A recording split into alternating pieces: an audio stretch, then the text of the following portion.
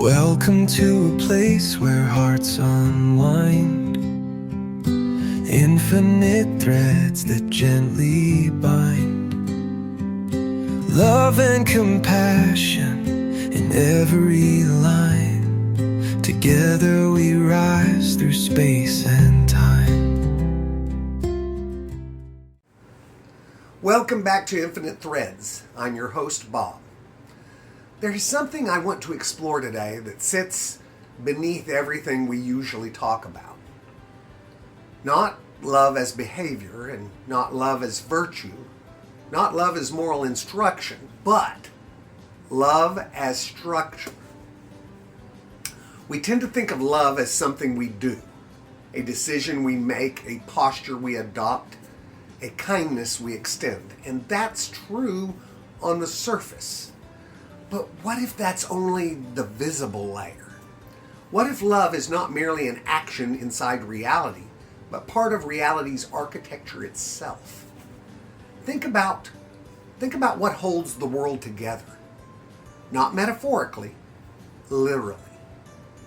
Atoms bind to form molecules. Molecules organize into cells. Cells become tissue. Tissue becomes organs.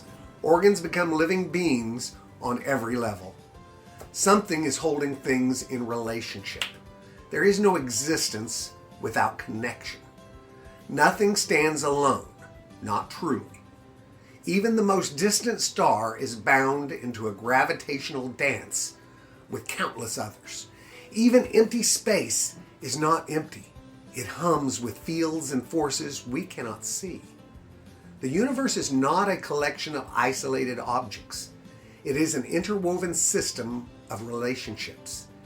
And what if what we call love at its deepest level is our lived experience of that relational fabric? Not sentiment, not romance, not even emotion, but alignment with the connective field that already exists. When you choose patience instead of reaction, something subtle happens. When you pause before speaking in anger, when you soften instead of harden, when you try to understand instead of dominate, you feel it. It feels like settling into something truer. It feels like coherence. It feels like gravity. That feeling may not be psychological. It may be structural. Perhaps love feels right because it is right. Not morally right, but ontologically aligned, like a gear slipping back into its intended groove.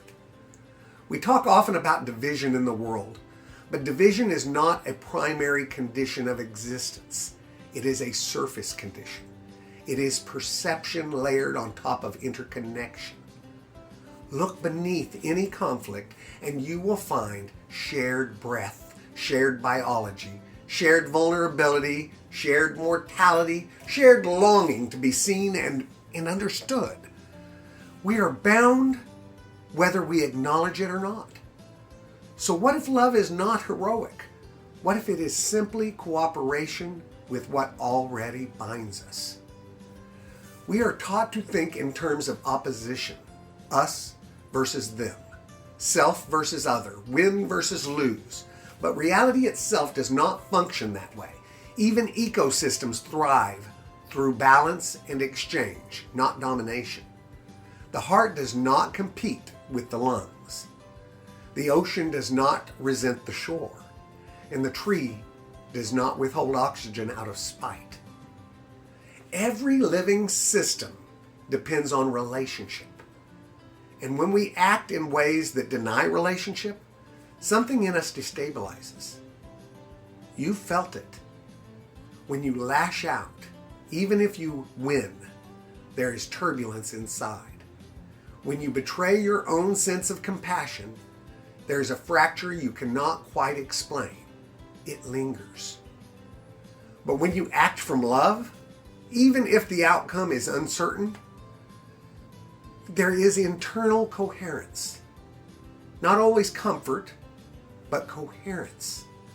It's as though your inner life has aligned with a deeper current. Maybe that's because love is not an invention of culture. Maybe it is a reflection of the underlying pattern of existence itself. We often imagine strength as resistance, but what if true strength is resonance? Think of a tuning fork. Strike it and it vibrates at a specific frequency. Bring another tuning fork of the same frequency close and it begins to vibrate as well without being struck. That's resonance. What if love is resonance with the fundamental frequency of reality? When you choose compassion, perhaps you are vibrating in harmony with something foundational. And when others come into contact with that frequency, even subtly, something in them begins to stir. Not because you forced it, but because you aligned. This changes how we see our daily choices. If love is merely a moral command, it feels heavy. It feels like obligation. It feels like constant effort against the grain. But if love is structural, if it is woven into the architecture of existence, then choosing it is not swimming upstream. It is returning to the current. That doesn't mean it's easy. Gravity doesn't stop storms, but gravity holds the planet in orbit through every storm. Love may not eliminate conflict, but it may be the force that keeps us from flying apart. Consider your own life. The moments that shaped you most deeply were not transactions. They were connections. A teacher who saw you, a friend who stayed, a stranger who offered kindness at the right time. These were not dramatic structural shifts in the universe, but they were architectural shifts in you. They reorganized something inside. They reinforced your sense of belonging in the fabric. And when you offer love, you participate in that same architecture. You reinforce connection. You stabilize belonging. You affirm relationship, even if no one applauds, even if no one notices. Architecture is not glamorous. No one stands beneath a building praising the beams hidden inside the walls. But remove those beams and everything collapses. Perhaps the reason love feels exhausting at times is because we have mistaken it for decoration rather than structure. We try to add it on top of a life built on competition, ego, and self-protection. But what if love is not decoration? What if it is foundation? When we build on fear, everything requires constant reinforcement, constant defense, constant vigilance. But when we build on love, something steadier emerges. Not passive, not naive, but steady. Because love assumes relationship. And relationship is the only stable state in a connected universe. You are not separate from the field of life around you. You breathe air exhaled by trees. You eat food grown in soil enriched by decay. Your thoughts are shaped by language you did not invent. Your heartbeat began in another body before it was your own. You are already interwoven. And perhaps the deepest peace comes when we stop pretending otherwise. So today, instead of asking, am I being loving enough? Maybe ask a different question. Am I aligned with the architecture? Am I moving in a way that strengthens connection? Am I speaking in a way that honors relationship? Am I acting in a way that reflects the interwoven nature of reality? Not because it earns points, not because it makes you superior, but because it harmonizes you with what already is.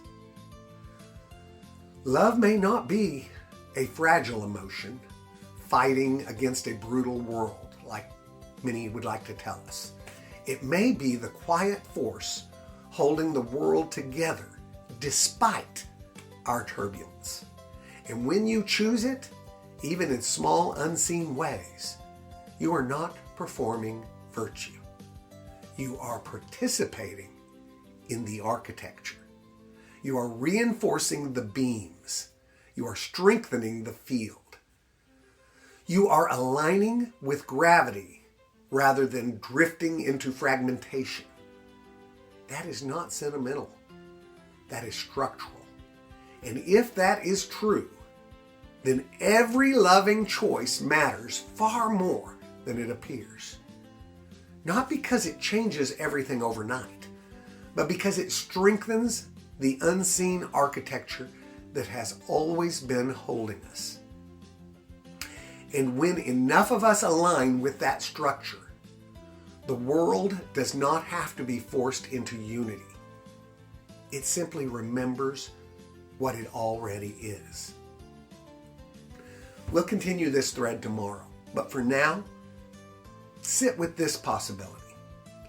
Love is not something you add to reality. It may be what reality is actually made of. And when you choose it, you are not creating something new. You are coming home to the architecture that has been holding you all along. I love you guys very, very, very much. And you know what I need you to do. Go out and pass that on, okay? Later, Gators. Bye-bye.